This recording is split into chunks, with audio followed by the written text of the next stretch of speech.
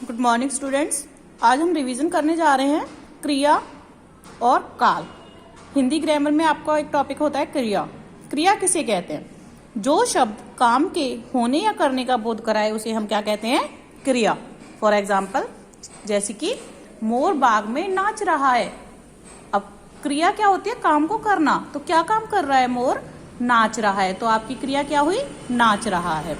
फिर से देखिए डेफिनेशन, जो शब्द काम के होने या करने का बोध कराए उन्हें क्रिया कहते हैं।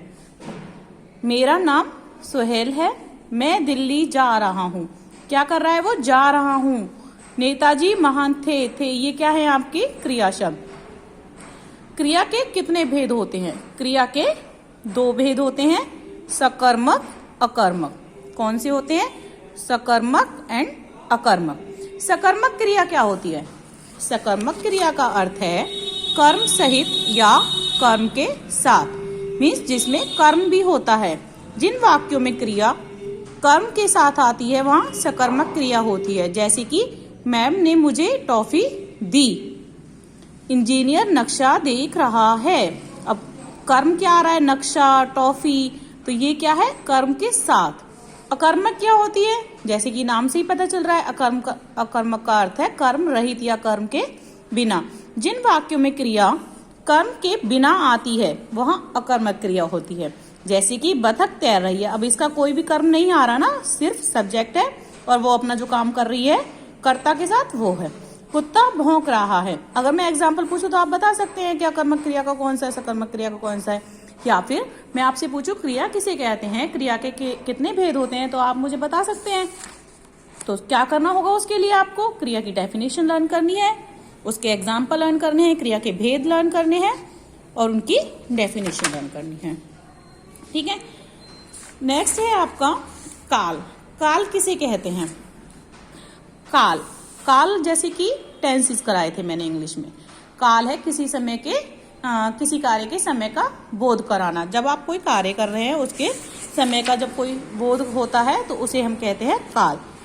इसकी प्रॉपर डेफिनेशन है क्रिया के जिस रूप से उसके होने के समय का पता चले। क्रिया के जिस रूप से उसके होने के समय का पता चले उसे क्या कहते हैं? काल। काल के कितने भेद हैं? काल के 3 भेद होते हैं। वर्तमान। वर्तमान क्या होता है? जो चल रहा है। भूतकाल। भूतकाल क्या होता है? बीता हुआ समय। और भविष्य क्या होता है? आगे आने वाला समय। तो आपको क्लियर है ये तीनों काल? अगर मैं आपको कोई सेंटेंस दूं, भैया की शादी परसों हुई, तो आप मुझे बता सकते हैं ये कौन सा काल है? परसों हुई मतलब हो चुकी है, बीत चुका है ये समय, तो ये कहलाएगा आपका भूतकाल।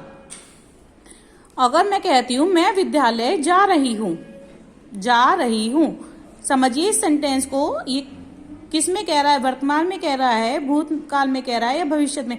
मैं विद्यालय जा रही हूं मतलब प्रेजेंट की बात कर रहा है, ये वर्तमान काल चल रहा है, तो आप इसके सामने लिखेंगे वर्तमान काल। अगर मैंने कहा कि वह खाना खा चुका होगा, तो क्या है ये? खा चुका होगा, मुझे नहीं पता, तो ये क्या है? भविष्य काल। वह कल दिल्ली जाएगा मतलब कल जाएगा, आगे आने वाला कल, तो वो क्या कहलाएगा? आपका भविष्य काल। और मैं कहती हूँ कि वह दिल्ली गया, जब लास्ट में आ ए ई आ जाते हैं तो वो कौन सा हो जाता है? भूतकाल। मतलब वह दिल्ली गया भूतकाल, वह दिल्ली जाएगा तो वो भविष्य काल, और मैंने कहा वह दिल्ली जा रहा है तो वो हो जाएगा वर्तमान। तो आपको इन तीनों के मीनिंग याद करने हैं, उसको अच्छे से समझना है कि वर्तमान कौन सा होता है, भूतकाल कौन सा होता है, भविष्य काल। पेपर में आपका ऐसे भी आ सकता है कि काल की डेफिनेशन दीजिए, उसके भेद बताइए, या फिर ऐसे भी आ सकता है कि सेंटेंस लिखे आ जाए, आप इसके सामने इनके काल का नाम बताइए, तो आप कर लेंगे इसे। तो अच्छे से आपको क्रिया और काल की रिवीजन करनी है। ओके। इसके साथ ही आपको विद्यार्थी जीवन का ऐसे भी याद करना है। आज का वर्क है आपका, आप इसके साथ ही विद्यार्थी जीवन का ऐसे याद करेंगे और उसे नोटबुक में लिखकर देखेंगे, प्रैक्टिस नोटबुक में, और खुद से उसकी गलतियां फाइंड आउट करेंगे कि आपकी कहाँ मिस्टेक्स आई है, और फिर से उसे लिखकर देखेंगे। Okay, thank you.